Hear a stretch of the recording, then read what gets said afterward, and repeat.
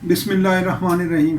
आपकी खिदमत में डॉक्टर वहीद अजीमी का खुसूसी सलाम। आज हम हील पेन यानी एड़ियों के दर्द के बारे में बात करेंगे। एड़ियों के दर्द की मुख्तलिफ वजूहात हैं और होम्योपैथिक में उसकी मुख्तलिफ मेडिसिन हैं।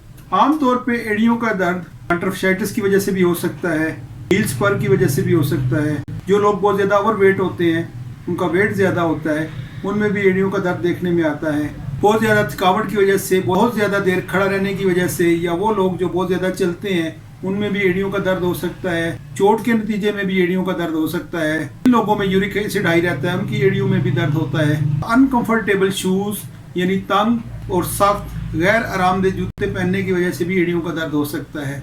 ट्रीटमेंट के लिए ज़रूरी है कि आप बेसिक काज को, अंडरलाइन काज को समझें। होम्योपैथिक तरीका इलाज में एड़ियों के दर्द के हवाले से बेशुमार मेडिसिन मौजूद हैं। साइन और सिम्टम के मुताबिक इस्तेमाल करवाते हैं। आमतौर पर होम्योपैथिक में जो मेडिसिन यूज़ होती हैं उनमें chelidonium, berberis, colchicum, ledum, rhododendron, cyclamen, pulsatilla और बर्बेरिस वगैरह हैं। लेकिन काज और कंडीशन को समझना ज़रूरी है।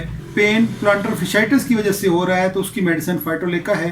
अगर हील स्पर की वजह से पेन हो रहा है तो उसकी मेडिसिन कांचियोलिनम है। तलवों में दर्द है और साथ हील में भी पेन है तो उसकी एक बड़ी अच्छी मेडिसिन एसिड-टर्टिकम भी है।